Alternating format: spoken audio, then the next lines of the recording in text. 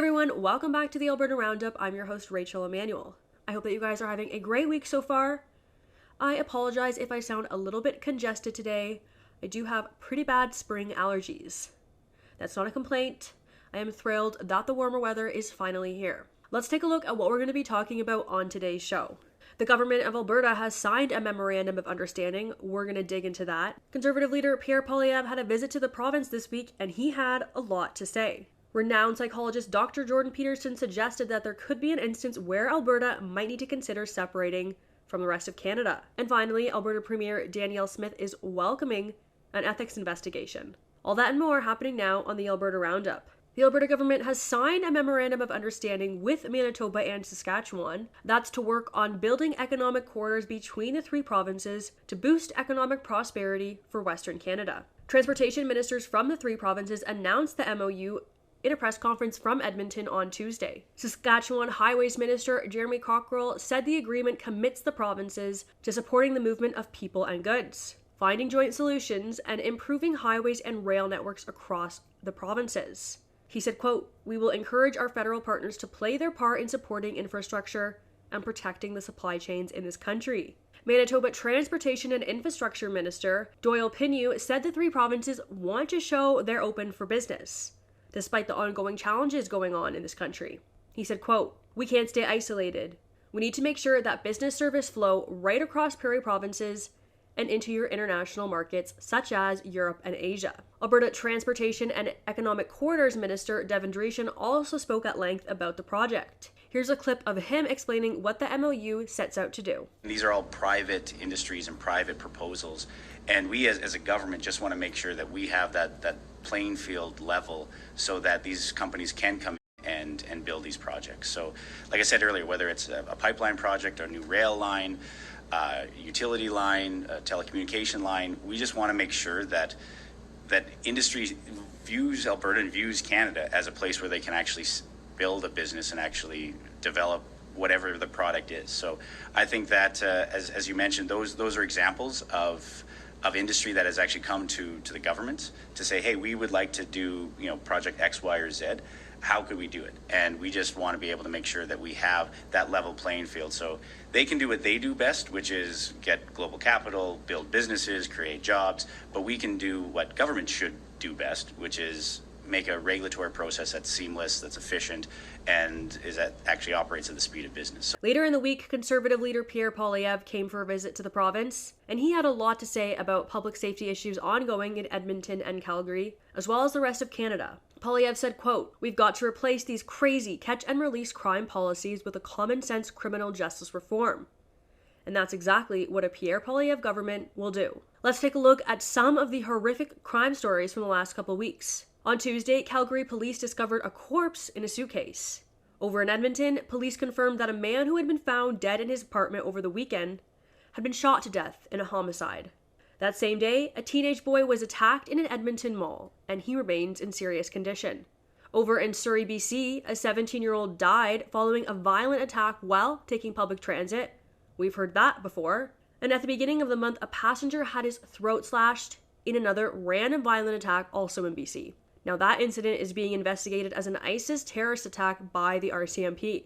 Meanwhile, a 16-year-old boy lost his life after being randomly stabbed in an unprovoked attack, and again, he was waiting for the Toronto subway. You guys are very aware of the rising crime rates across the province as well as elsewhere in Canada. We talk about it quite a bit.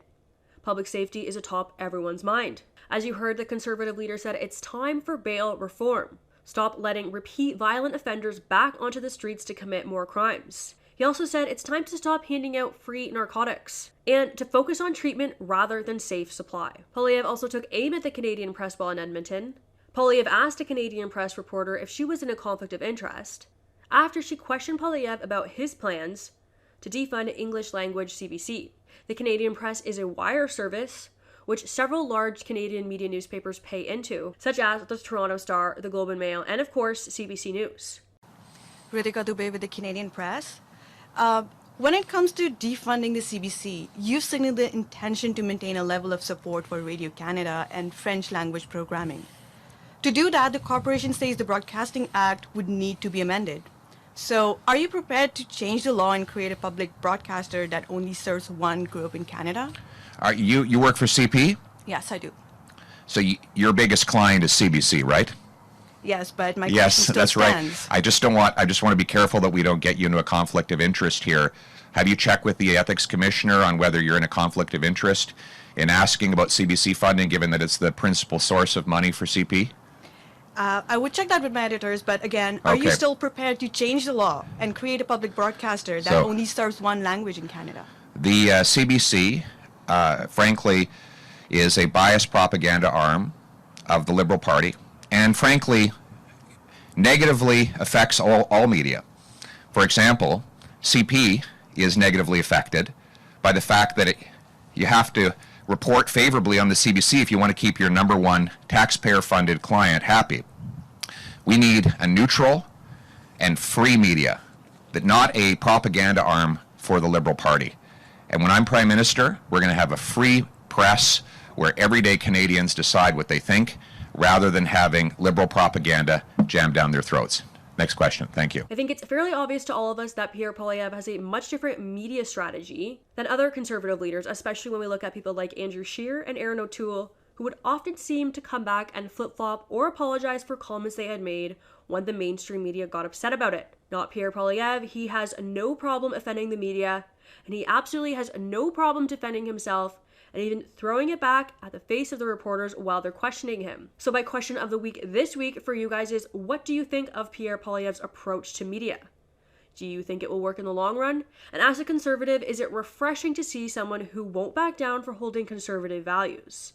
Or do you just think it's mean? Comment on the video below and let me know what you think about Pierre Poilievre's approach and whether you think more Conservative leaders should take a similar approach. Moving into the controversy of the week, famed psychologist Dr. Jordan Peterson says Alberta should separate if the federal government attempts to take over resource development. Prairie provinces have full control over resource development as enshrined in the 1930s Natural Resource Transfer Agreement, which Federal Justice Minister David Lametti said he would take a look at rescinding earlier this week. In response, Peterson told Alberta Premier Danielle Smith to separate if necessary. In a post on Twitter, he wrote, "Reject, rebel, separate if necessary."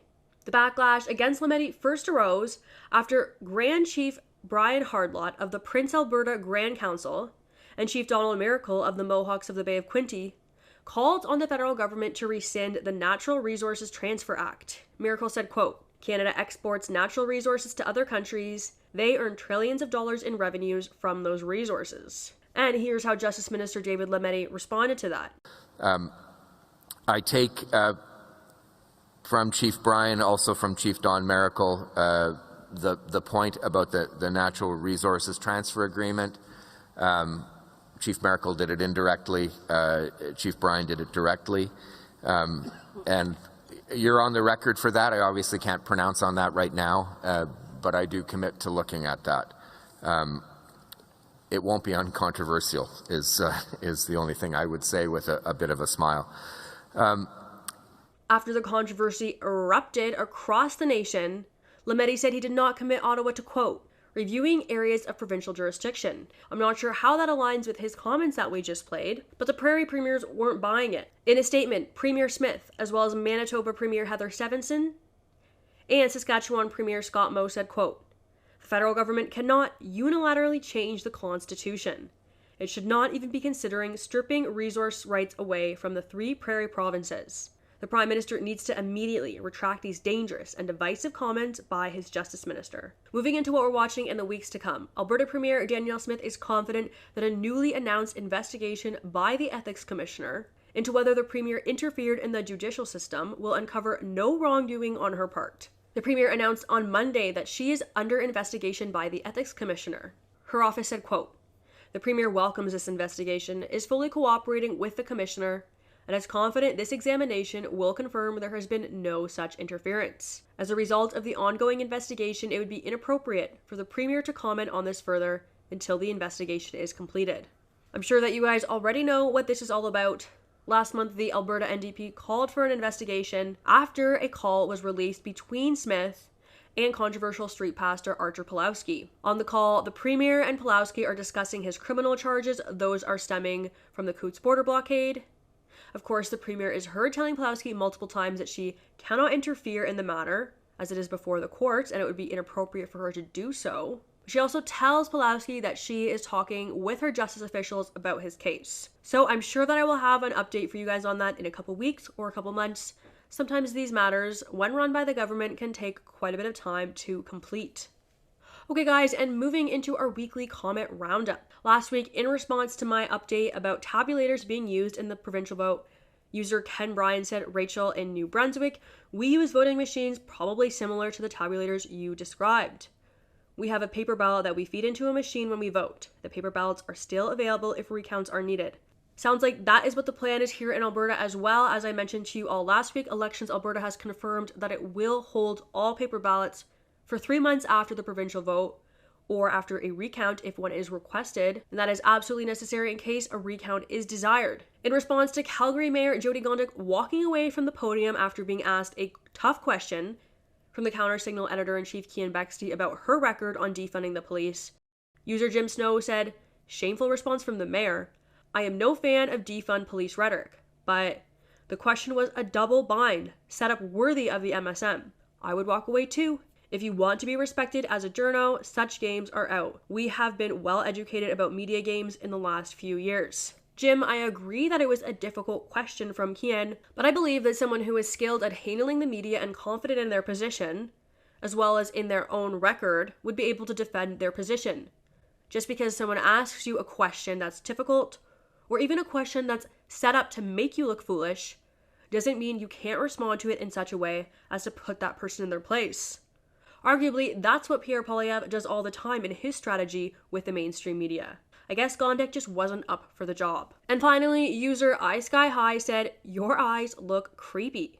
Just say no to the round lights. Your pupil should be black, not looking like a vampire. Well, this is the first I'm hearing of it. I did not realize that I look like a vampire on my show. Can't believe you guys haven't told me.